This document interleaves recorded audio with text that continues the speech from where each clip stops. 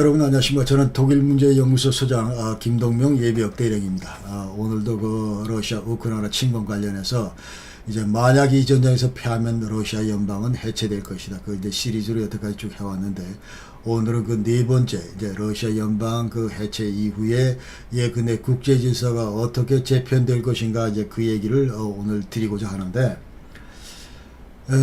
제가 그 저희 주변에서 이제 친구들로부터 많은 그 부탁을 받는데, 야, 니 거는 그 내용은 좋은데 너무 길다 지금 현재. 그래서 아주 그 고통스럽다 지금 이제 다 들으려면은 이제 그런 말씀을 해서 제가 좀 짧게 하겠다 뭐 그렇게 이제 약속을 했는데, 오늘도 가만 보니까 이게 절대로 이게 짧게 끝날 것 같지가 않습니다. 그래서 또 약속을 못 지키겠구나 그런 생각이 드는데.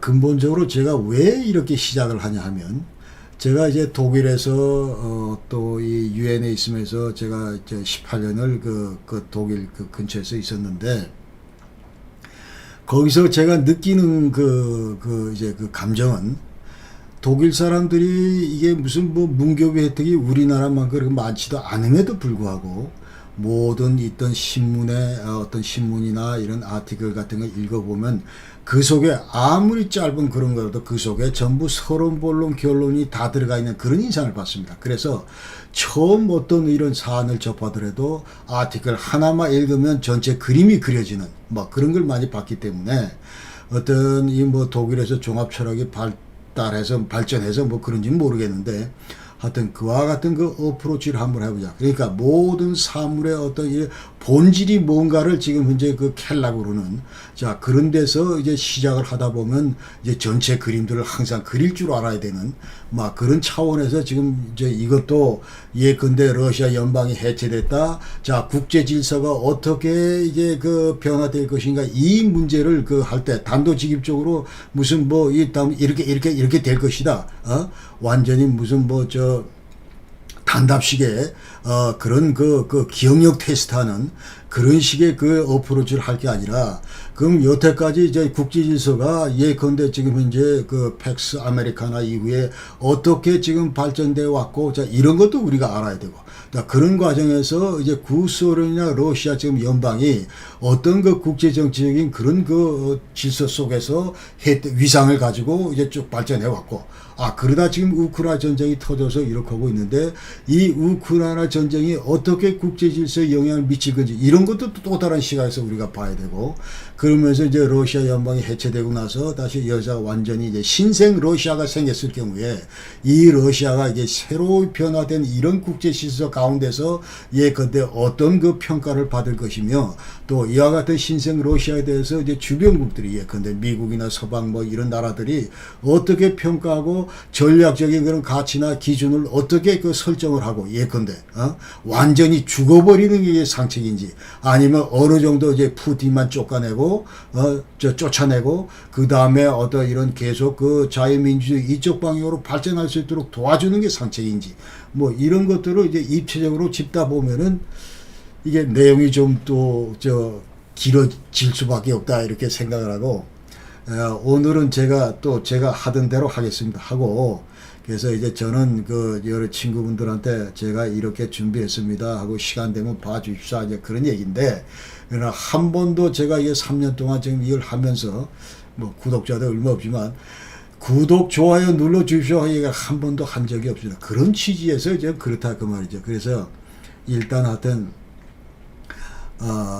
일단 무슨 뭐 다른 목적이 아니고, 그래서 시간이 좀 들더라도, 시간이 좀 필요하더라도 뭔가 이 어떤 사안에 대해서 좀 이 핵심을 캐려고 그러는 그런 그 어프로치가 필요하지 않나 이런 생각에서 제가 제 스타일대로 이제 고수를 한다 그 얘기를 드리면서, 죄송하다는 말씀을 드리면서 이제 시작을 하겠습니다.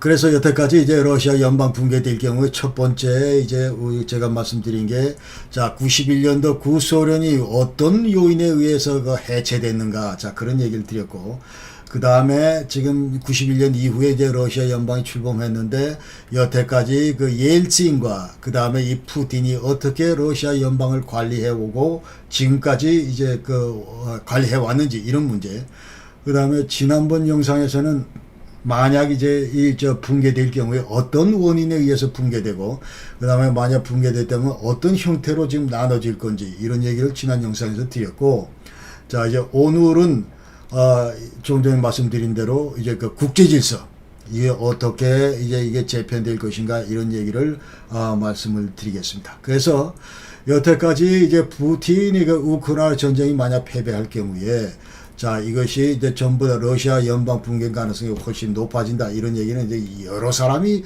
수차에 걸쳐서 얘기를 했고, 그래서 여기서 이제 붕괴라고 얘기하는 거는 현존 독립국가에서 이제 다양한 잠적 독립 후속국으로 분열된다. 그러니까 예컨대 지금 러시아 연방 내에는 22개 비러시아 그 공화국이 있는데 이 중에서 이제 여러 나라들이 전부 뛰쳐나온다. 이제 그런 얘기죠. 자, 그리고 메드베데프도 자, 이번 전에서 우리가 승리 못하면 러시아 연방은 이제 붕괴된다 이런 얘기를 했고, 그다음에 과거 1917년도 러시아 제국이 해체될 때, 그다음에 91년도 그 소련이 그 망가질 때, 자, 이때도 전부 다 전쟁에서 패배해서 자, 해체됐다 그 얘기고, 앞으로 만약 러시아 연방은 2025년부터 27년 그 사이에서 이제 2033년 이 사이에 이제 붕괴될 것이다 이렇게 전문가들은 얘기를 하고 있고, 그다음에 이제 만약 붕괴된다면 이제 타타스탄, 그래서 지금 볼가가 있는 공화국 중 하나고, 그 다음에 다게스탄, 이거는 노코카소스에 있는 공화국 중에 하나인데, 이 두 나라가 최초로 이제 지금 현재 러시아 식민지로 전부 인식하고 있기 때문에 얘들이 제일 먼저 뛰쳐나갈 것이다 이제 그런 얘기를 하고 있습니다. 그래서 지금 우크라이나의 다닐로프 이 사람은 이제 국가안보 국방 위원회 그 장인데, 자, 이 사람 얘기는 이제 러시아가 이미 분열이 시작됐고, 그 다음에 다시 그 뭉칠 힘, 이런 것들은 전혀 없다. 이제 그 얘기를 하고, 그 다음에 붕괴 절차가 시작됐기 때문에 또 중지될 그런 가능성도 거의 없다. 그렇게 얘기를 하면서 지금 러시아 내 군벌들이, 각종 군벌들이 난립을 하고, 그 다음에 핵시설 잠입이나, 그 다음에 핵무기 탈취, 이런 것들도 전혀 배제할 수 없는 그런 통제 불능 상태에 빠져 있다. 그 얘기를 합니다. 그래서 푸틴이 지금 현재 국제질서, 미국 주도의 국제질서, 이게 지금 반맛없다 해가지고 재편하겠다 해서 지금 우크라이나 전쟁을 시도를 했는데, 아마도 이와 같은 푸틴의 그 시도 자체는 이제 실패로 끝날 것이다. 이런 것들이 이제 많은 사람들의 진단이다. 그런 얘기죠. 그러면서 세계 도처에서 여태까지 이와 같은 그 미국 주도 질서를 자, 대항하기 위해서, 예컨대 유럽이나 중동, 아프리카 이런 데서 이제 푸틴이 여태까지 대항을 해왔는데, 이 끝판왕이 바로 이제 우크라이나 전쟁이다. 이렇게 얘기할 수 있습니다. 그래서 이 시간에는 지금 현재 러시아 연방 붕괴 이후에 과연 신생 러시아, 이제 새로운 또 다른 러시아가 생겨날 텐데, 자, 이 러시아가 이제 그 변화된 국제 질서 속에서 어떤 그 위상으로 그 남아있을 것인지 또 그런 얘기를 하면서, 지금 이제 러시아 연방이 그 해체되면서 빈 공간, 여기를 지금 어떤 세력들이 들어와서 다시 이것을 차지할 것인지, 또 국제 질서가 러시아 연방 붕괴 이후에 어떻게 전개될 것인지, 자, 이런 얘기를 오늘 이 시간에 짚도록 하겠습니다. 그래서 맨 먼저 이제 45년도 이래 세계 질서가 어떻게 그 변화를 했는가 이런 걸 한번 보고, 그 다음에 세계 질서 변화 흐름 속에서 구소련, 그리고 지금 현재 러시아 연방 어떤 국제정책의 위상의 변화를 겪고 있는지 이런 걸 한번 보고, 그 다음에 우크라이나 전쟁 이후에 지금 현재 이 전쟁 자체가 세계 질서 변화에 어떤 영향을 미치고 있는지, 자, 이런 것도 보고, 그 다음에 연방 붕괴 이후에 세계 질서 변화 속에서 신생 러시아 위상 어떻게 평가될 건지, 그러니까 미국과 지금 현재 이 서방들이 어떻게 신생 러시아에 대해서 전략적 이해를 지금 현재 계산을 할 건지, 그리고 이 새로운 선장 러시아가 이제 중국과의 관계, 그 다음 지금 이제 글로벌 사우스 얘기를 하는데, 자, 이것이 새롭게 지금 이제 우크라이나 전쟁을 통해서 부상을 했고, 자, 이런 문제들에서 전부 짚도록 하겠습니다. 그래서 먼저 첫 번째 단락은 1945년의 세계 질서가 어떻게 변했는가, 이제 저거 쭉 한번 과거를 돌이켜 보면서 한번 살펴보자 이 말입니다. 자, 그래서 우리가 제일 먼저 얘기할 수 있는 1918년도에 우드로 윌슨 그 미국 대통령이, 자, 1차 세계대전 이후에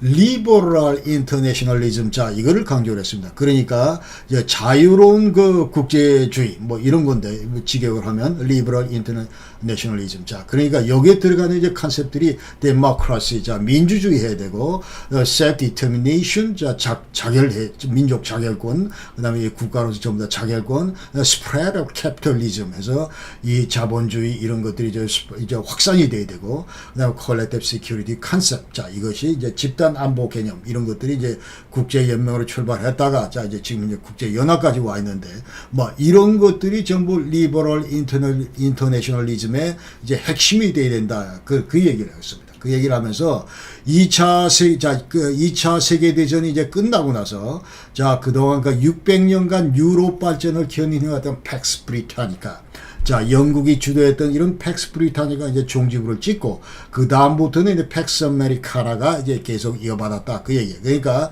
자 미국이 주도하는 그런 국제 질서가 계속 이 지구상에 이제 존재했고, 그다음 동서냉전 이후에는 자 소련과 함께 자이 동서냉전을 지속하면서 대결을 40년간 대결해 왔다 그 얘기. 그러면서 이 기간 중에 60년 70년도 이제 서서히 제3세계가 부상을 했는데 이제 중국이나 인도, 아프리카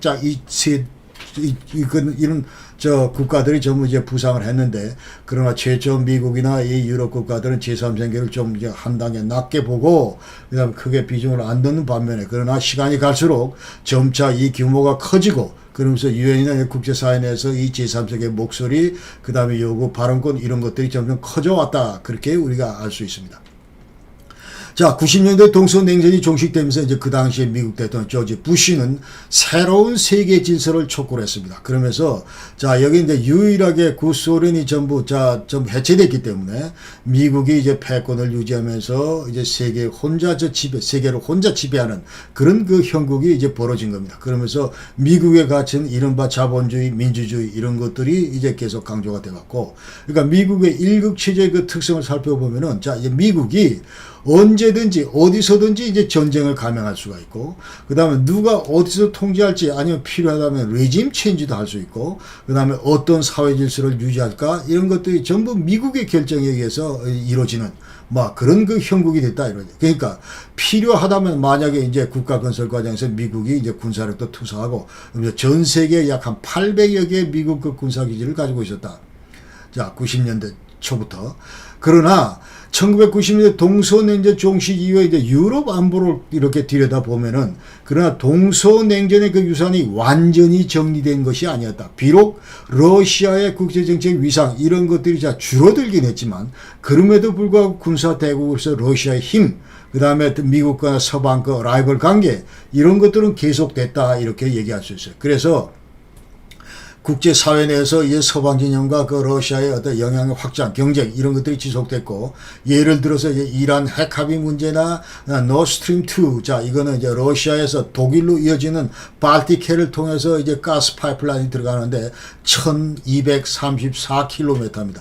1, 2, 3, 4km입니다. 이제 외국인 기억하기도 좋은데, 자 그러나 이거는 이제 우크라이나 전쟁 때문에 지금 이제 론칭 아직 안 돼 있고, 자 이런 거를 이제 미국이 끊임없이 이제 에너지 안보 이것이 이제 러시아에서 우리가 좀 이제 그 위협을 당할 수 있기 때문에 조심하라 이렇게 계속 서방 측하고 얘기하고, 이 과정에서 이제 러시아하고 미국하고 또 이런 아규가 있었고, 그 외에도 이제 시리아, 리비아, 아프가니스탄 자 이런 데서도 이제 계속 그 분쟁이 있었다.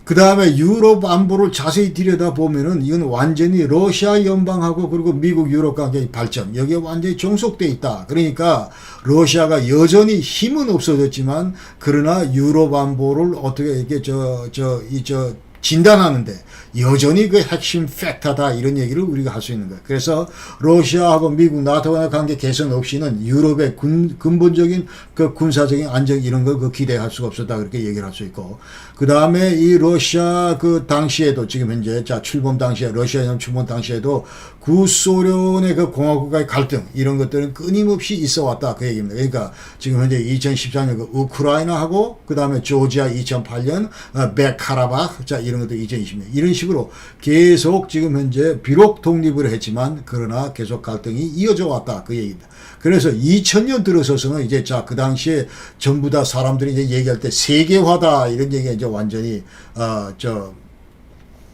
그 담론이었고, 그러면서 이제 세계 질서가 이 세계의 영향을 많이 받았다. 자, 이런 과정에서 이제 나온 것이 그 당시에 이제 변방 국가로 있던 여러 나라들이 이제 경제적 관심 국가로 부상하는데 이게 이른바 브릭스다 그런 얘기죠.